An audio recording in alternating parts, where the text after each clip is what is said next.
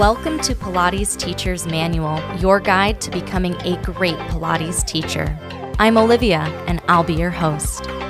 Join the conversation and the Pilates community on Instagram at Pilates Teacher's Manual, and visit buymeacoffee.com/Olivia Podcasts to support the show. Today's chapter starts now.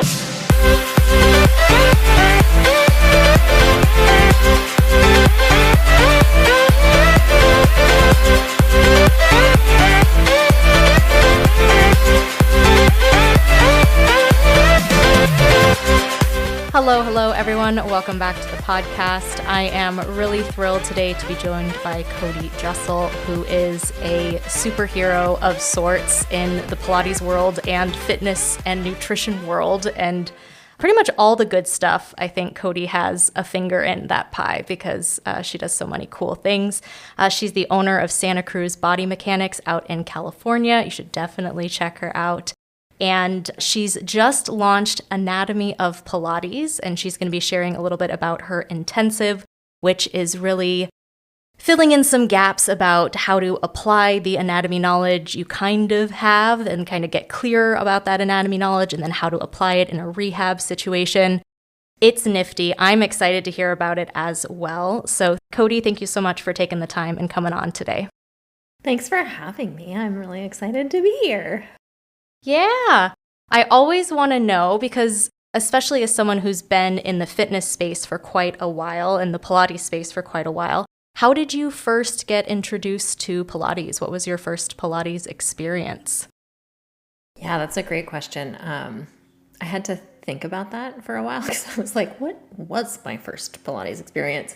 Because I feel like, so I danced for a really long time, and I didn't do classical dance, like I didn't do modern or ballet. I tried, but ballet class in college was at 8 a.m. in the morning, and I went to one class and I was like, F this. Don't think I'm going to come back to this one. And in my later dance career, I was like, man, I wish I would have stuck that out. But anyway, I did different kinds of dance for a long time, and a lot of my dance co-dancers, co-workers, I don't know, friends, I could call them friends, started to do Pilates. Some of them started to go through Pilates training programs, right? Like as most dancers come out of their dance career, because it is kind of that rainbow career, right? Where it's like, there's definitely an end, and then it's like, what do you transition into? And so a lot of people were transitioning into teaching Pilates. But I can't actually recall ever having taken a Pilates class or like really actually done Pilates before I had my daughter. So my daughter I was teaching dance at a gym. I had my daughter. My gym had daycare, and they had this kick-ass Pilates class. And I don't know, it was at like the right time. It was the right length of time. I went to one class and was totally hooked.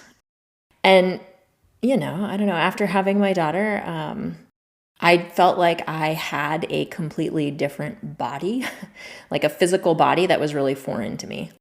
And I was like, I didn't really know what to do with it. And Pilates really helped me find my way back to feeling good in my body. And it was really the magical thing that I needed that I didn't know I needed. And it was just an obvious step to be like, okay, this is what I'm going to do.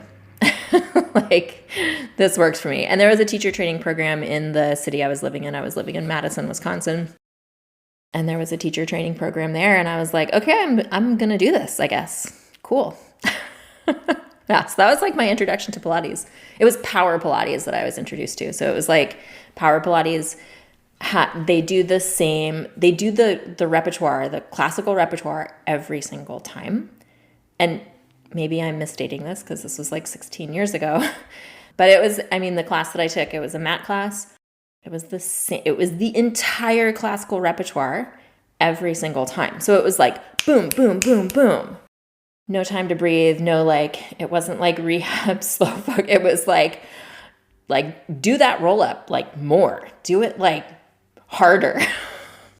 And I don't know, I guess that's my jam because I totally loved it. I think that Pilates always finds us at the right time. So I'm glad that you found like a style that meshed with you. Because like you said, there are huge variety in Pilates classes. You could have like a very slow moving, very gentle kind of Pilates. You could have that really upbeat sort of super speed. We're doing the whole repertoire and we got 45 minutes, so let's go. So I'm glad you found the right Pilates for you. What was the teacher training like for you as you made this transition? Yeah. So my teacher training was not through Power Pilates because they did not have a training that was close to me, or the closest one was in Chicago, I think. So I know. And you're in Chicago. Would have been cool. Maybe we would have met each other. I was not here 16 years ago, so you would have, you would have been on your own. Chicago is like one of the coolest cities on the planet. I love Chicago. So my teacher training program was based in Madison, and it was newly branded the Midwest Pilates Institute. And they had been a teacher training program, like satellite teacher training program for, oh my God, I'm totally spacing the name of it now. It was Eve Gentry's lineage. They're based out of Santa Fe. I wish I could help you, but I don't actually know what Eve Gentry's school is called. I could have told you Santa Fe, but that's as much as I have. I'm going to look it up just because now I need to know. But yeah, so I did this teacher training. It was basically the same teacher training that was happening before through this other school that I'm still not knowing the name of. Anyway, it was great. It was just like Eve Gentry, her lineage, I guess, is it's a little bit more like she did a lot of the pre-Pilates stuff, what we now know as pre-Pilates. So it was potentially a little bit more like rehab focused, or it was a little bit slower than what I had been exposed to previously. But it was classical. Like my training was classical. It wasn't like hardcore contrology. But yeah, my training was classical. I was a new mom. It was, again, kind of like what I needed at the moment. It was a really like old style, I think, of teacher training potentially, where it was like at a studio, and it was more than just the training. It was like an apprenticeship. So we were expected to, hang out at the studio and like sweep the floors, which in retrospect, I was like, that's a little shady. Like, I feel like you didn't want to pay a cleaning person. So you had your apprentices do the work, but it was cool. It just meant that I was like hanging out at the studio a lot. So, you weren't just there to do your weekend training. You were there like every day. You were watching instructors teach. You were asking questions. You were maybe teaching little snippets here and there. And at the end of the training, it was like, you have a job. You can start teaching if that's what you want to do. And so that was my first kind of like introduction from my teacher training into actual teaching. And I stayed teaching there for a while, for a few years. Can you remember what you were like as a new teacher and maybe potentially how your teaching has changed? I know it's changed, but I always think it's fun to reflect and be like, oh my gosh, I couldn't remember right and left and spring settings, and oh my gosh, and it's just kind of fun to reflect. Oh, totally. I mean, I was pretty shitty. I'm sorry if I'm swearing and I'm not supposed to swear, but I remember this one moment in my test out where, I can't remember if I was given guidance about like, teach a beginner's class, or if it was just like, teach this person. But I remember that I had this client in my test out doing teaser on the reformer on the box, and like she just couldn't do it because it was clearly way too difficult for her, and I was just like, I don't know what to do. you know? And my like one point of comment or feedback after my test out was like, yeah, you probably shouldn't have your, beginner client do teaser on the box because it's maybe the hardest version of teaser and this and that. And I was just like, okay, like I didn't know that. But, I mean, it's a little bit like you just kind of get thrown into the fire and you do whatever to survive. It's like, I don't know, I'm making this person move, so I guess it's good. I mean, I see it like throwing spaghetti at the wall and you're like, something's going to stick. We'll just do exercises until you do them. And then, yay, done, totally. Mission accomplished. Yay. You get better. You get better at throwing spaghetti, I think. Yeah, totally. Yeah, for sure. And the only way you get better at throwing spaghetti is by throwing spaghetti like a lot. Like your wall is covered in spaghetti. So yeah, lots of spaghetti throwing in the beginning. And honestly, like still lots of spaghetti throwing. That's kind of what teaching is, I think. You just get more skilled at being like, I know what the best thing for you is going to be, but really it's just like throwing spaghetti on the wall. I think you get better at guessing and you look cooler while you're guessing. And then you can kind of I think that's part of it. And then you can also like include your client in the guessing game. So it's like, we're in this together. Like we're figuring this out together. But yeah, definitely. Because I think every time you do a new client intake, every time you work with someone new, every time you work with someone you've worked with a bunch of times, but something's going on with them, you're just like, I don't know how this is going to land, but we'll give it a shot. And right. See if it does. Totally. And I think that as you grow as a teacher, you just get more comfortable with that process. I think that process feels highly uncomfortable as a new teacher because there's this mystique, at least like when I would walk into a room or a studio or whatever, when I had like somebody teaching me who I was like, oh, you've been teaching a lot longer, you must know a lot more. Like you think that they are like effortlessly confident and that they know all the things and that they have a plan and that, like it's like when you're looking at an Instagram profile, you're like, oh my gosh, this person is like doing everything that I want to do. And we just really don't know what's happening behind the scenes, right? And I think that, as a new teacher, you assume that every other teacher has it together and they have a plan and they know what they're doing. But, it's, I think, not necessarily the case. And you just figure that out as you're a new instructor and you're like, oh yeah, I don't totally know what I'm doing right now. And that's a really uncomfortable feeling when people who walk through your door kind of expect you to know what you're doing to some extent. And of course you do to some extent know what you're doing, but it's a lot of learning on the job, I think. Doing any kind of teaching, right? Yeah. What do you have any moments in your teaching journey? You said that you taught at that studio in Madison, and I know that sometime in the past 16 years you moved to California. Were there any sort of stops on your Pilates adventure that kind of informed your teaching style or shaped you a little bit, shaped your philosophy as you taught more and more? Yeah. So I ended up teaching at a few different places in Madison. And there was definitely a moment, or, longer than a moment, but I remember the first time that I was really exposed to kind of what I felt like was this deeper understanding of the body through Pilates. So more of an anatomy focused class or like way of teaching Pilates that made me I was like, oh my gosh, this is it. This is amazing. And this is probably like 2 or 3 years into my teaching.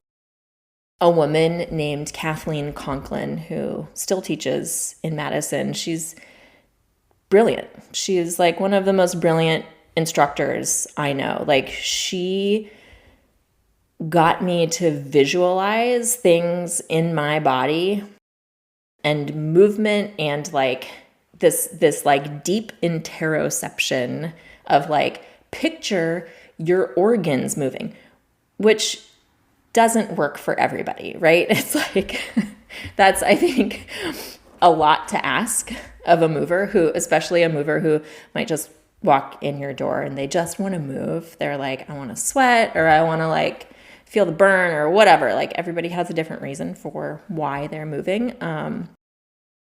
But when she kind of like guided me through this really deep interoception and was really diving deep into anatomy, and it just totally lit me up.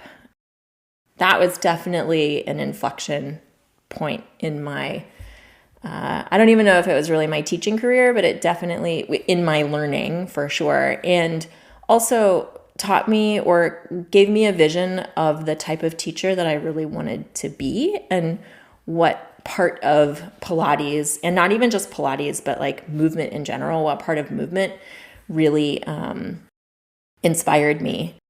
And so she was, I think, super pivotal in my learning and my teaching. And it inspired me to continue to focus on anatomy and really want to learn anatomy. It also, I think in retrospect, really guided me towards wanting to understand pain and painful problems that people would come into the studio with. Because at some point, that seems to be everybody. Like all of our clients at some point are going to go from feeling like great to waking up and being like, oh, my back really hurts today or something. And hopefully they're still going to come to see you. And we want them to continue to come see us through those painful arcs in life. And so, feeling really, really uncomfortable with those clients initially drove me to really want to learn rehab and anatomy and kind of find this deeper understanding of what Pilates could be for people. I don't know if you want to share a little bit about the work that you're doing now in your studio, but I know one of the things that's super cool that you do, and again, you do lots of super cool things, is the work you do with adaptive athletes as well. And when you talk about expanding sort of what Pilates can be for people and how Pilates can help people, that is another population that I could imagine as a new teacher, or even right now as someone who hadn't worked with adaptive athletes, that if someone came in, I'd be like, oh gosh, I don't know how to work with that body. Like, that same way that you just feel uncertain because you haven't done it before. If you want to share a little about that. Yeah, totally. So I was also like very just kind of unaware of the adaptive. Adaptive is just another word for a disabled mover. So adaptive mover, adaptive athlete, we call them adaptive athletes because I think everybody is an athlete. Anybody who moves their body is an athlete, right? But adaptive mover, adaptive athlete. So certainly as a new teacher, I was not like adaptive movement was not really on my radar. And so in like trying to pursue more of an anatomy and a rehab angle to Pilates, that really drove me into applying for physical therapy school, which I did. And I was like ready and set to go. And I just realized, or it kind of came to this late decision that like, this was not the path for me. That's so much work, Cody, to be like, yeah, this isn't it. Yeah, I know, dude. I prepared for, I went back to school and basically did like another BA, but with all of the science requirements for application to physical therapy school. I went through the application process. I did over 500 hours of observation in physical therapy clinics, like so much. It was so much work. And then I was like, what are you thinking? Like, what makes you think that you can go to physical therapy school, sit in a classroom for 8 hours a day? And, like I have an 8-year-old daughter by this point. I have a husband. I need to make money. Like it just, I just didn't, I don't know. Valuable experience. Hindsight is always 2020. Totally. I guess I never really thought about it that way. But now that I'm thinking about it, I'm like, yeah, that was a lot of work. But, I'm sure that it also informs, the work that you do now. And now you have even more of a picture in your head of, what you're working with. Like, I'm sure you're now very qualified, too qualified, be less qualified. It was definitely, I don't regret it, I guess, at all, because it was like the most valuable part of that whole experience was learning that I actually really loved science. Like physics was probably one of my favorite classes in my second college, my second AA that I did. I learned that I really loved science. And I also I spent so much time with physical therapists in clinics, just doing observation hours, doing pediatric physical therapy, acute care physical therapy. I was exposed to so much that's very much still relevant for what I do every day. And so one of the places that I did observation hours at was the VA, which if you're listening from outside of the United States, the VA is a veterans hospital. So anybody coming back from war, you get taken care of at VA. Every state has VAs. And so I was exposed to a lot of adaptive athletes at the VA. So that was kind of my first exposure. And I was like, oh, this is a whole population of people that has been so off my radar. And I think that's the case for a lot of not just Pilates people, but a lot of trainers, a lot of just like coaches at gyms. We say that we want to open our door to anybody and everybody. At least I think that most of us do. I think this is what most of us strive for. And yet I think the population that gets left out of that equation a lot, or the one that we just don't really think about very much, is adaptive movers, right? Until somebody comes into our studio and we're like, oh, right. How do I be prepared for this population? And it's tough, right? Because it is not a monolithic population. And even folks who have a similar injury will have extremely different needs. But so I did all those hours of observation. And then after I decided to scrap going to physical therapy school, I decided to pursue a master's because I know. And as soon as I finished my master's, I was like, I found this other master's program that's so amazing. I want to do that now. And my family was like, no, you are not going to do that. What are you No, just do the work, stop being in school. Could you pick one thing, please, and just do I know, that? seriously. There's so much cool stuff out there. Yeah, if I could be a professional student, I would be, but I'm pretty sure that's just avoiding actual real life. So I decided to get my master's. My master's was at the school that I went to offered a adaptive sports track. And so I was like, which is one of the reasons why I picked this particular program. I was like, oh my gosh, this is so cool. A program that focuses specifically on the needs of adaptive athletes. And the program was specifically in adaptive competitive sports. So it was a lot about the Paralympics and other parasports. But through that, we also got a lot of how do you train adaptive athletes? And it was a dual program in orthopedic rehab as well. So I got orthopedic rehab and adaptive sports, and started kind of very specifically and vocally opening my studio to adaptive athletes. I'm still learning all the time.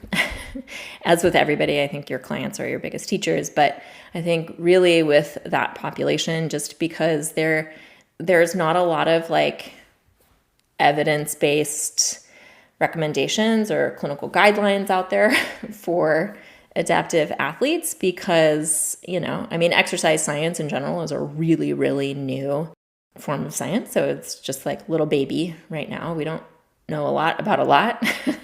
And, research on adaptive athletes is even less. It's a lot of like, okay, like, let's see what works and what doesn't work.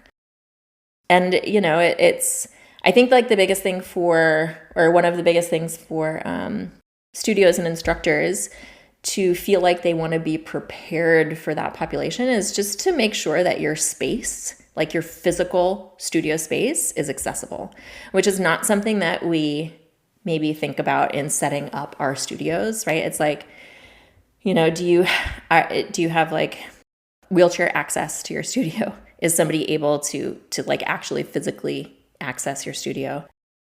Do you have space enough between your equipment for people who use mobility devices like wheelchairs or walkers? Do you have, like a room that could be low sensory for people who may be overstimulated by, a lot of lights or a lot of noise? And these are just, it's like, I don't think anybody is like trying to not be accessible. It's just that this isn't taught in teacher training programs. And I think that it's potentially a big gap in, the populations that we think about, especially when we say like our studio is open to everybody, which we all want our studios to be open to everybody. But there are some considerations I think that we just don't necessarily like think about when we say that.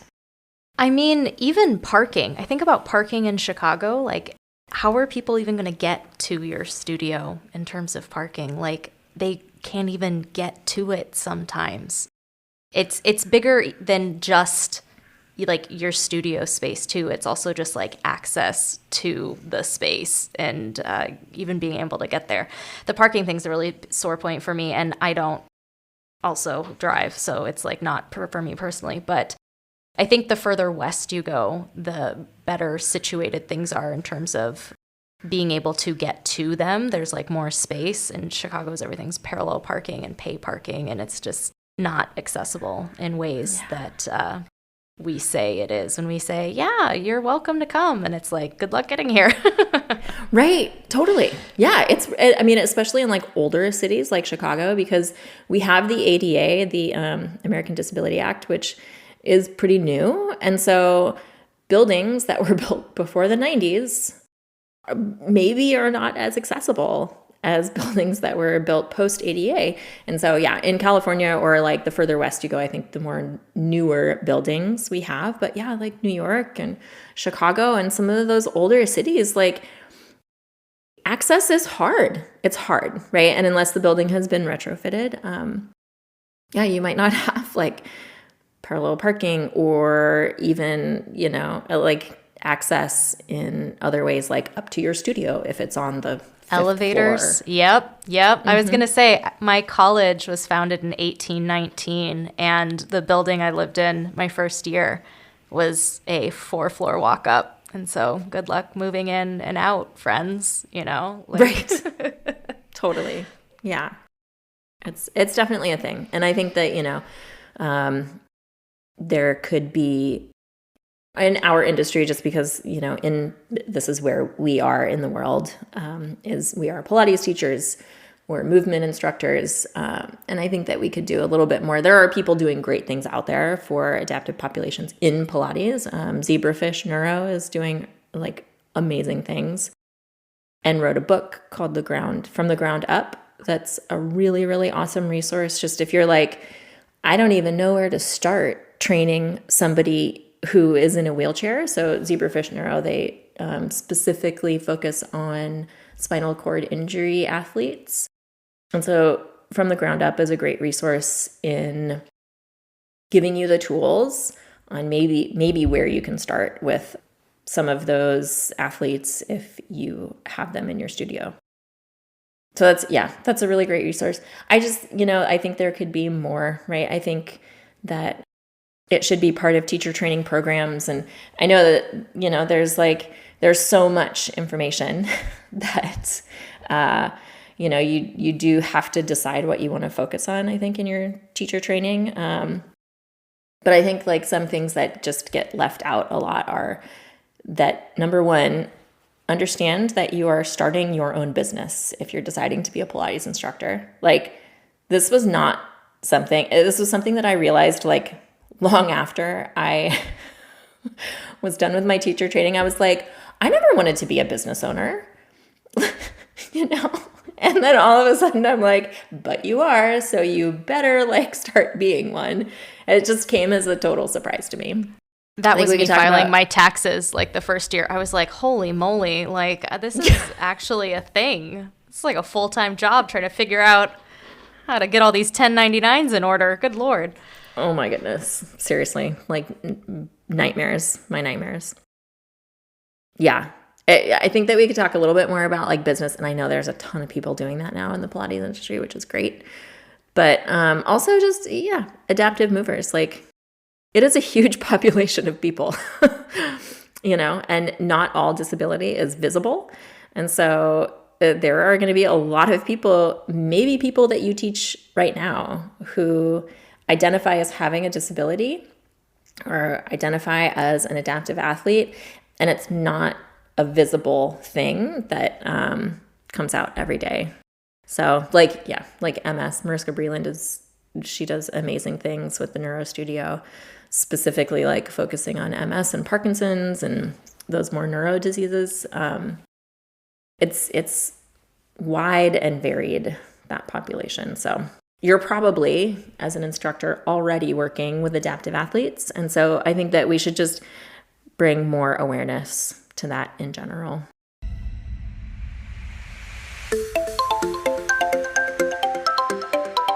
Hi there. I hope you're enjoying today's chapter so far. There's great stuff coming up after the break too. Be sure to subscribe wherever you're listening and visit buymeacoffee.com/Olivia Podcasts to support the show. There you can make a one-time donation or become a member for as little as $5 a month. Membership comes with some awesome perks, including a shout out in the next episode, a monthly newsletter, a monthly Zoom call with me, and more. You can also visit links.oliviabioni.com/affiliates to check out some sweet deals on products I use and love. Now back to the show.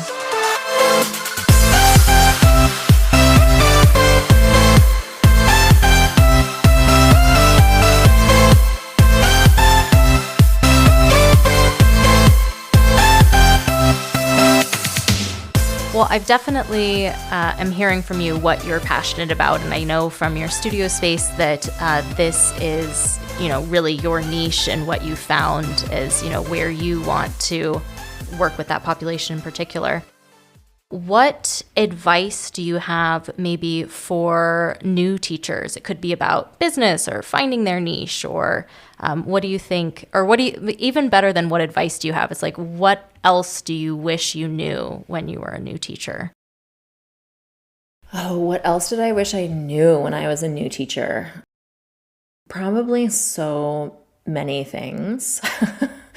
But when I was like very much first starting out as a new teacher, I think I really felt like I had to be something specific. Like I would see teachers who I admired and I'd be like, oh, I got to be like them, right? And I remember subbing for a really popular instructor one time at the studio I was teaching at, and I was so nervous. I was so nervous because I was like, people aren't going to like me. This other instructor, she's so good. And like, I want to try to teach like her. And, I was like really, really paranoid that I wasn't like, I was going to be disappointing, I guess, to the clients. And then I just had this moment of like, you know what? Like, you can only be who you are. So why are you tripping about trying to be somebody else? And it was just like a moment of like, oh yeah, right. Like, just be you and be really clear with people that you're not this other person. And so I remember at the beginning of class, I was like, hey, I'm subbing for so-and-so today. I'm not her. She's so super great, but I'm just going to do the best that I can.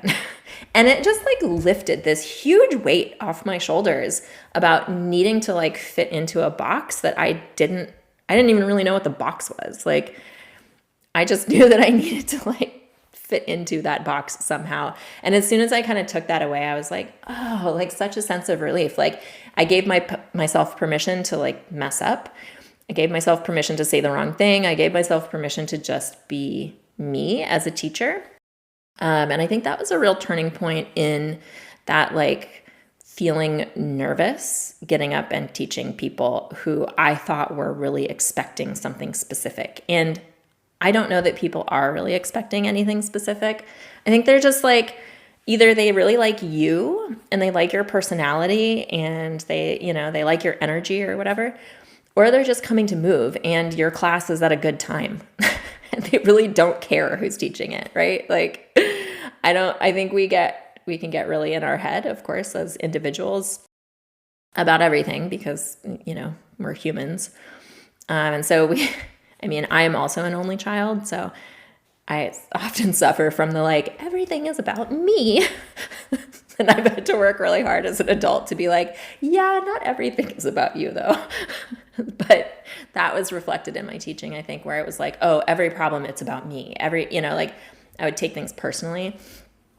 And the more I taught, and the further away I got from that concept, I was like, oh yeah, not everything's about you. Like they're here to do their own thing. Like they really don't care if, you said the kneecap was the patella or the kneecap or, whatever. Like people are just there to move, or they're there because they like you. I'm glad that I realized that at some point, but I wish I had realized that sooner. And also that it's just a constant learning journey. Like you're never done learning. You're never at the point where you're like, I know everything and I could teach, I don't know. I mean, that probably seems really obvious. Like, of course, you don't know everything. But I think with something like Pilates, where people have goals, right? And like a goal is often met when we achieve the goal or something. And it's not necessarily thought of as this continual lifelong process.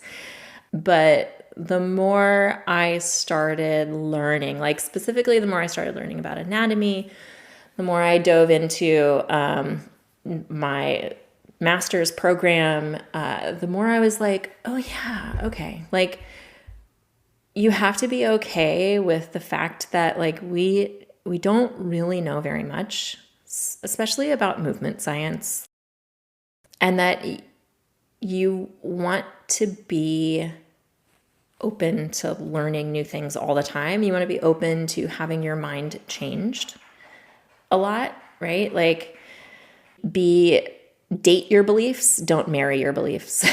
Somebody said to me one time, and I was like, yeah, that's a great one. Like, if you hold fast to those beliefs about like, oh, pelvis must be neutral, or, only deadlift with a braced core, and I can totally see your perfect alignment with my eyeballs. Like, you should probably, it's okay to have those thoughts in your head and to be like, this is what I believe. But if somebody presents new information to you, you should be like very willing to change those beliefs. And I think that's what I got more comfortable with the more the further I got along in my teaching career. Was like, yeah, okay. Like it's okay to think this one thing right now. And then it's okay to think something totally different when you have new information like 2 months from now or 2 weeks from now or 2 days.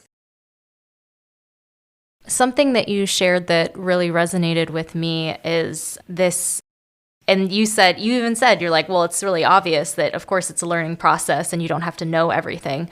But I don't know, there's something about the test out in your training manual and feeling like it has to be memorized and you have to have all the answers, and someone comes into your class and they're like, my knee hurts, and you have to have 7 knee exercises to fix their knee pain immediately.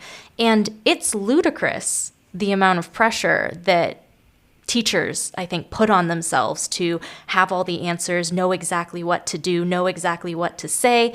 And the faster you can let that go and just be like, I do know things, and I'm going to apply what I know in the best way that I can with the tools I have and the knowledge I have, but also, you know, there's not only like, do I not have to know everything? Like, even people who are doing the research don't know everything. They're learning stuff too, and they're sharing that with us.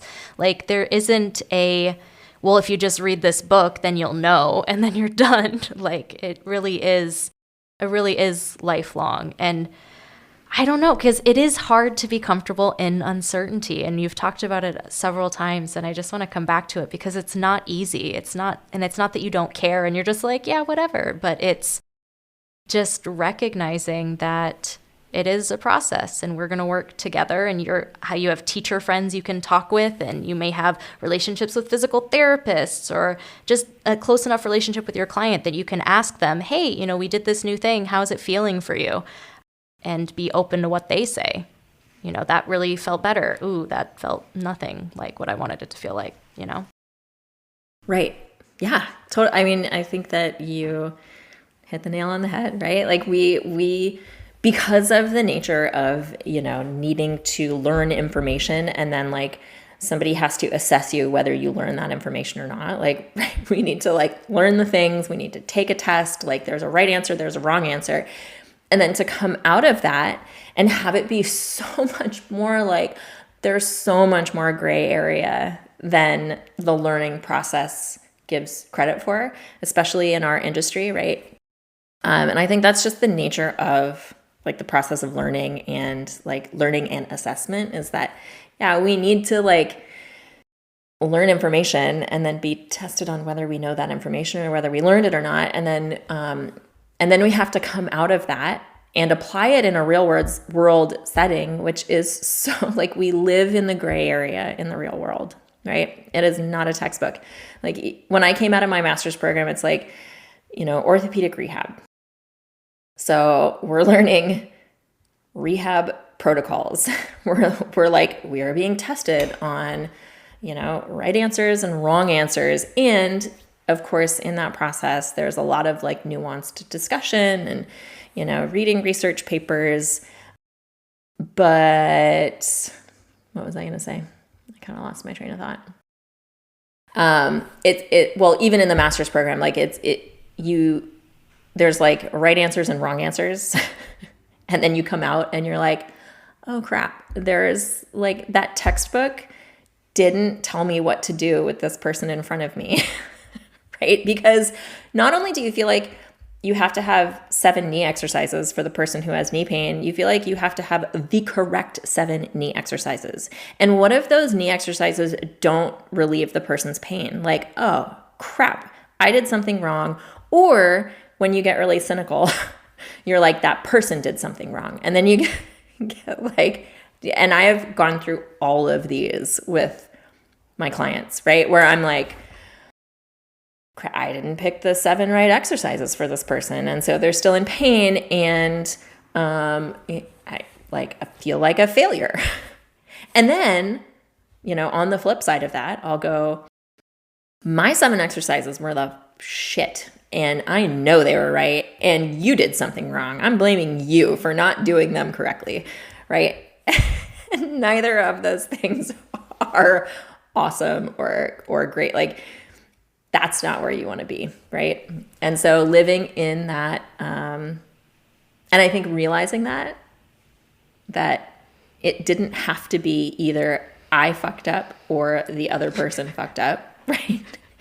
It was really just like, oh no, every human body is different. Like, we know that lots of things contribute to pain, even mechanical pain, like something where we're like, oh yeah, that knee is swollen, and you know, you had imaging done 20 years ago, and you know, the doctor told you some stuff about the structure of your knee and made you feel this certain way about your knee. And like, we now know a little bit, at least, that pain is very much multifactorial, right? And that, you know, it's not that you didn't pick the 7 right exercises or that the person did them wrong. It's that, you know, that there could be a whole host of other things that are happening in that person's life because they are a whole person, right? We're not like just dealing with the mechanics, the biomechanics of a knee joint. We're not just dealing with, whether they squatted with their knees in perfect alignment or, there's just so much variability in a real world situation that as soon as I kind of got more comfortable with that process, the better of a teacher I became, and also the more satisfied in my work I became, I think. Because if you go forward with a client and you're like, okay, there's like right and wrong here, I feel like you're just setting yourself up for dissatisfaction, right? You're setting yourself up for feeling like a failure. And not developing this like really rich relationship with your work. You're developing this like kind of frustrated, like unfulfilling relationship with teaching people or developing a relationship with the person who's in your studio who's experiencing this painful sensation. And so as I don't know. Yeah. As soon as I started to realize that, like the more satisfied I became with my teaching, the more satisfied I became with the fact that I had decided to be a Pilates instructor and not a physical therapist or something like that I thought was more like legit.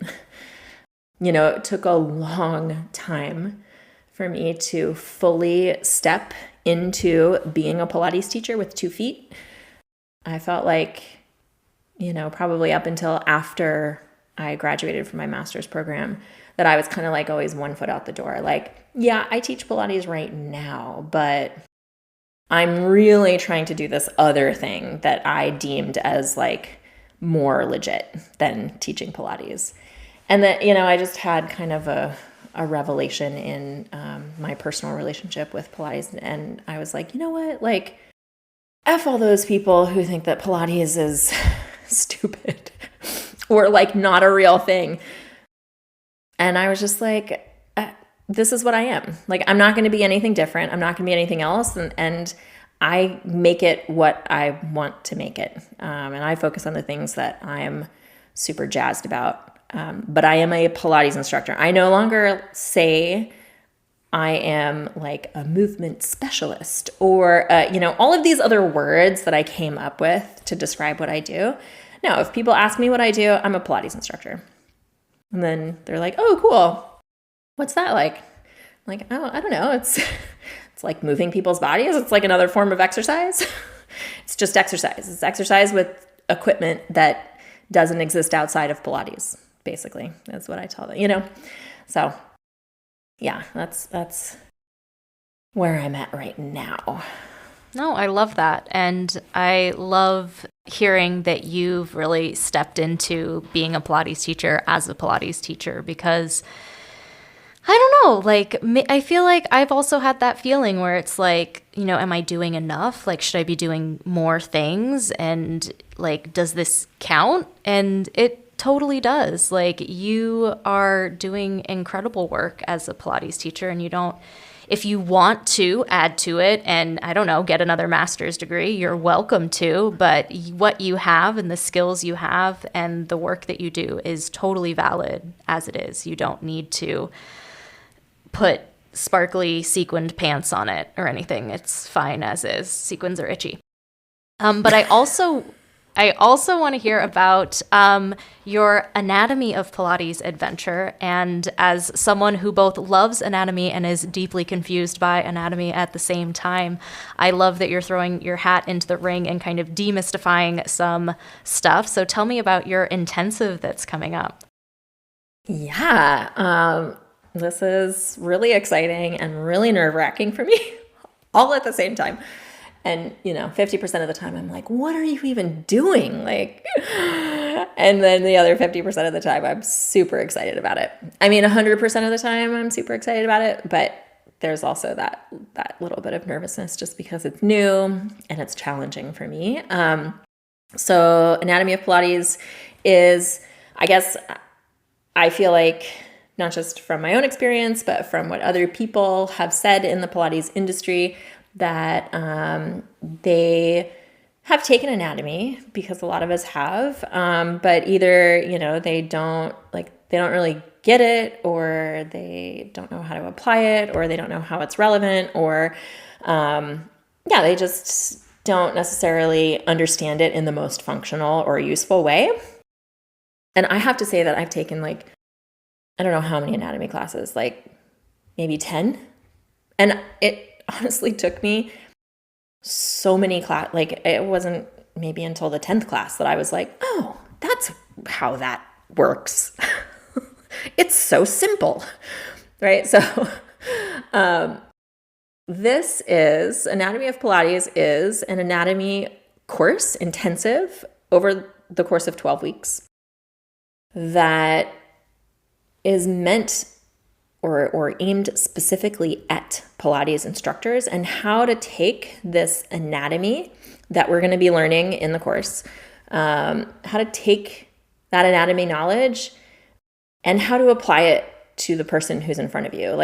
To take the textbook and how to apply it to the gray area of an actual human being. So part of the course is really dedicated to actually learning anatomy. This is your, VMO, or this is your rectus femoris, and this is what it does, and these are the actions, and this is where it attaches. But more than that, I'm not trying to get people to memorize a bunch of random information.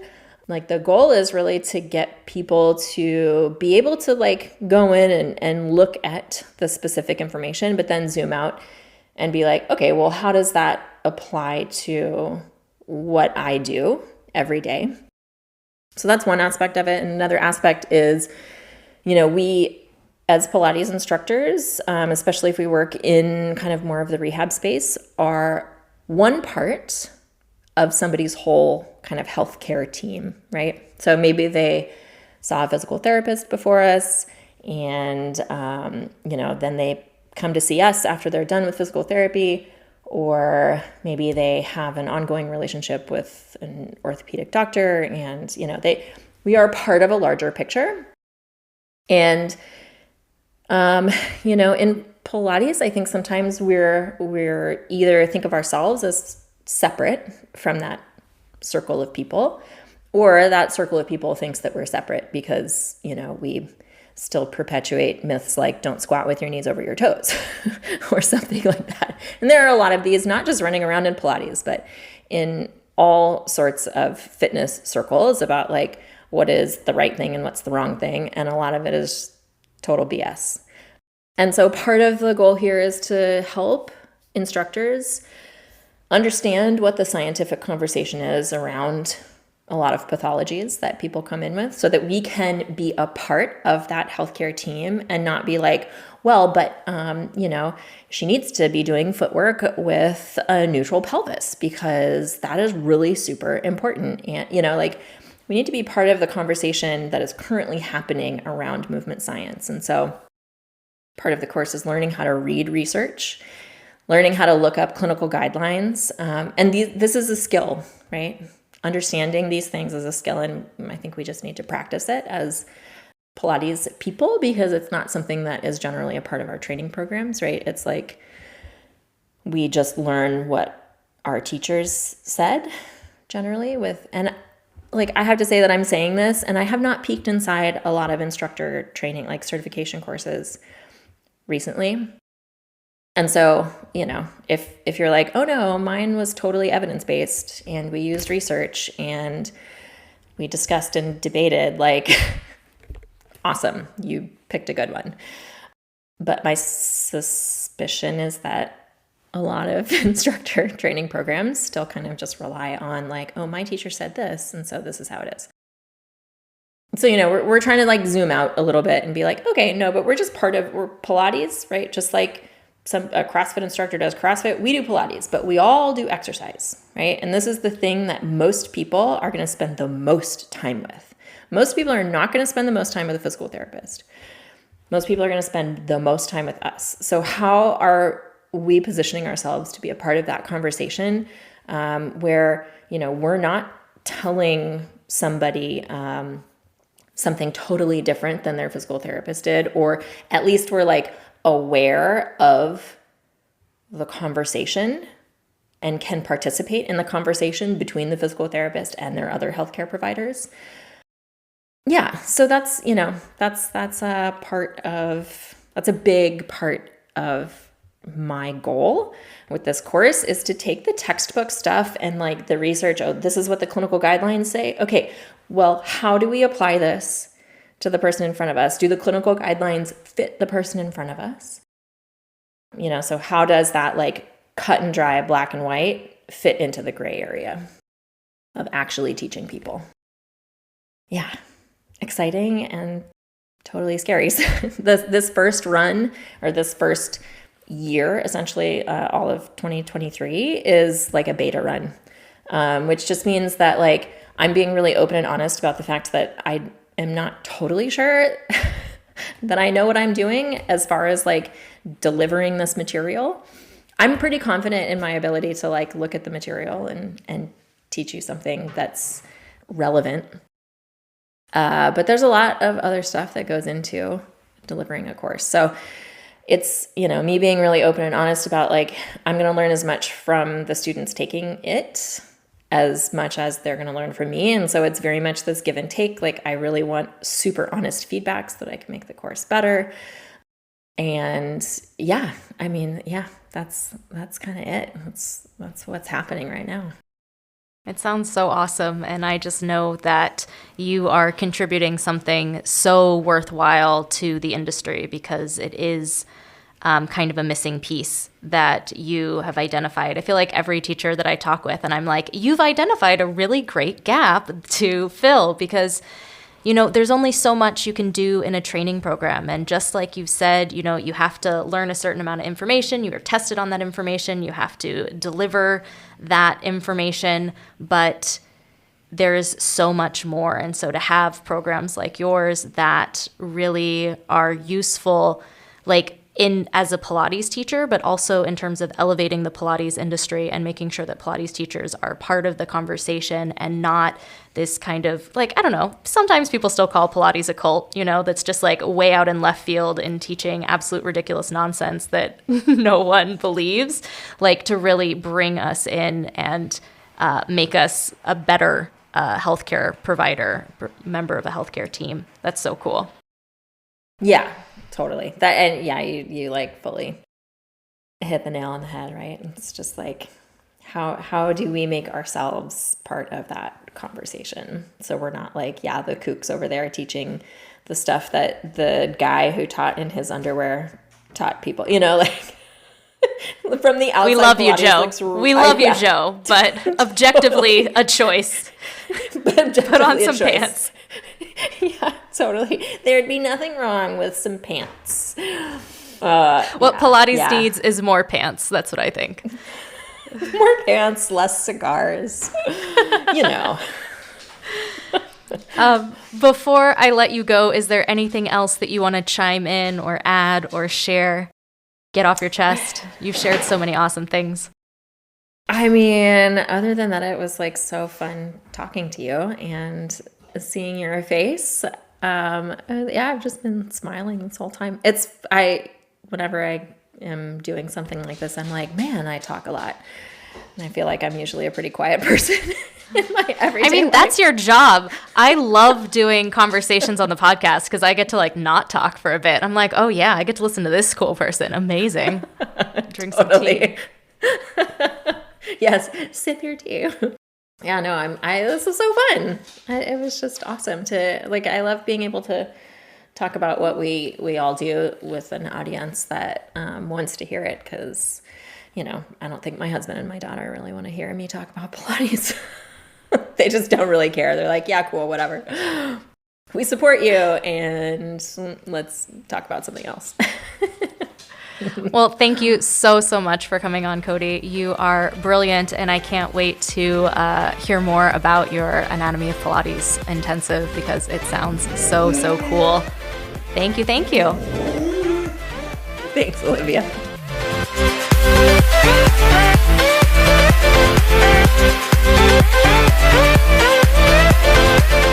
Thanks for listening to this week's chapter of Pilates Teacher's Manual, your guide to becoming a great Pilates teacher. Check out the podcast Instagram at Pilates Teacher's Manual, and be sure to subscribe wherever you listen. For more Pilates goodness, check out my other podcast, Pilates Student's Manual, available everywhere you listen to podcasts. The adventure continues. Until next time.